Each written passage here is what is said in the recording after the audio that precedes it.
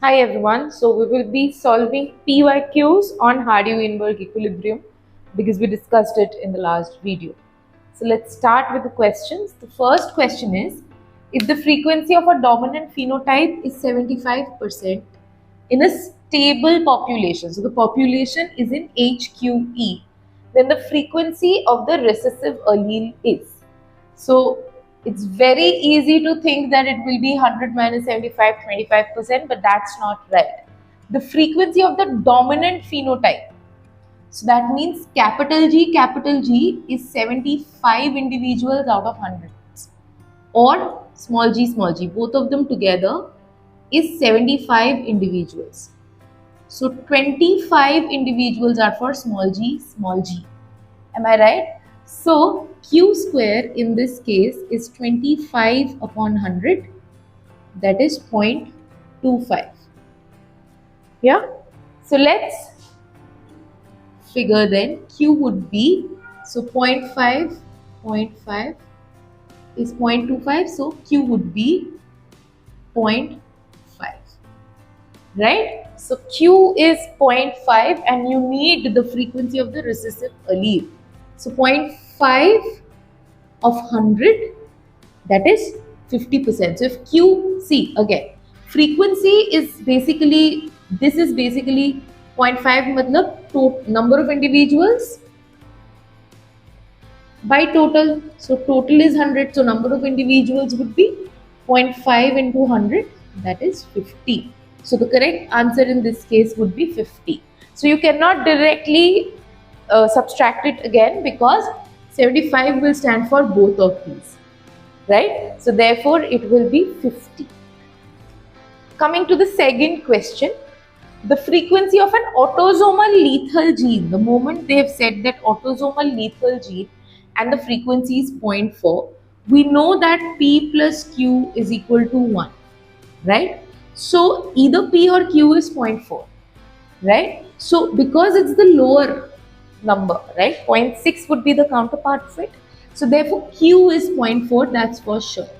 Why? How do we know? Because we know it's a lethal gene.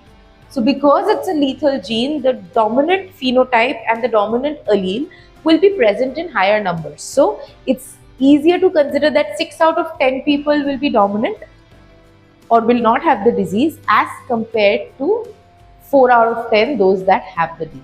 Okay. So 0.4 is your frequency of the lethal gene. So 0.4, is basically Q, right? So Q square is what? Q square is 0.16.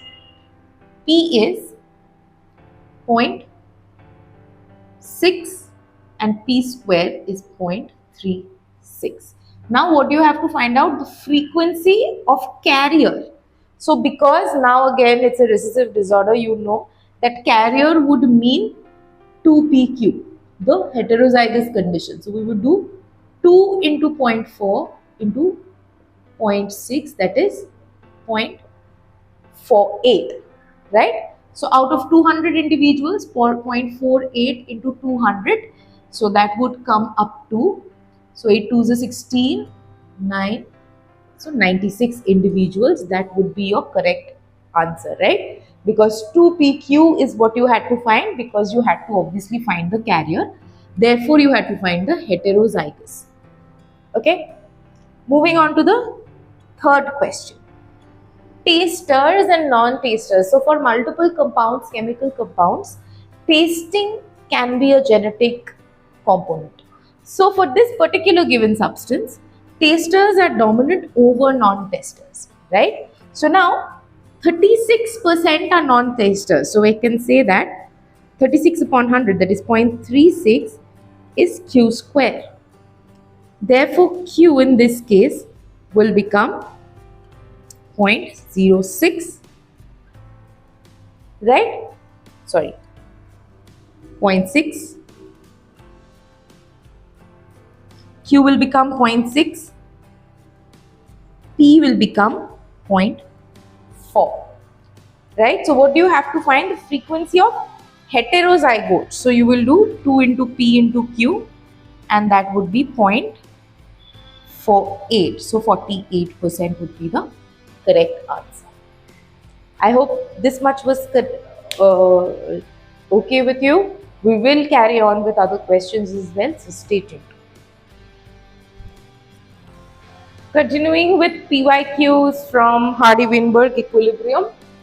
So, in a HWE population, so Hardy-Weinberg equilibrium, so population is at equilibrium, 1000 individuals, right? Frequency of recessive allele is 0.4. So, Q is 0.4, P is 0.6.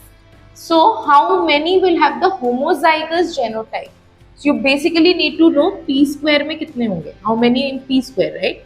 So, this is 0.36 into 100. So, that's 36 individuals. So, D would be the correct answer, right? So, you only need to figure out P square. You don't need to figure out anything else, because you only need to know how many individuals will have the homozygous genotype. So you figure out P square and then you multiply with the total number of individuals. So here it's given 100, so we will multiply by 100. If it was given in percentages, we would have still multiplied it by 100. So in percentage also we go with the 100 rule. For the next one, 10,000 individuals, 7,500 are black-eyed and the rest have blue eyes.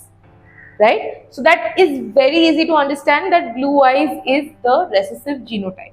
So recessive genotype के कितने हो गए individuals फिर? Blue eyes would be 2,500, right? So Q square would be 2,500 upon 10,000, right? So let's just keep it at 0.25. Yeah. So now we know that blue-eyed individuals. So therefore Q square is 0.25, right? Then Q would be 0.5, P would also be 0.5, right? So P square would be what? 0.25 of 10,000, that is 2,500. So 2,500 will be the correct answer. So what you had to do in this case is that in this case you had to realize that this is the recessive case. You have to figure out the number of individuals in the recessive case. Once you have figured that out, the easiest, that is the trick part, and then everything else is easy. Then you find out Q square, you divide it by the total number of individuals, you have Q square, you find the root of it, you have Q. If you have Q, you have P. If you have P, you have P square, and then from P square, you can easily find out this. Correct? Moving on to the next question. So 4% of population is a homozygous taster, 40% are heterozygous taster. Now in this case, you have not been told what the numbers are or the number for recessive or whether tester is recessive or non-tester is recessive, but the clue is in the question. If you have a heterozygous taster, remember from Mendelian genetics that never will be a recessive condition be found in a heterozygous state. It's not possible. So therefore, obviously then taster is the dominant quality, right? So you have 24, let's say 24 individuals and 40 individuals. Okay, so that's capital T, that's small t. Out of 100, that's 64. So 100 minus 64 would be 36 are small t. Now let's figure out what is the frequency of small t. So you know Q square is 36 upon 100. So that's 0.36. Then Q is 0.6. Right? So what you had to figure out is this. This was the trick in this question. Everything will follow the basic formula of figuring out Q square Q, P square P, 2PQ. Right? What you have to understand in these questions is how to read the question and derive the information that you need from the question. Coming to the last question. In a population of 2,000 individuals, 900 are suffering from a recessive autosomal disease. So if they are suffering from a recessive disease, they are the recessive condition, right? So 900 upon 2000 would be your Q square.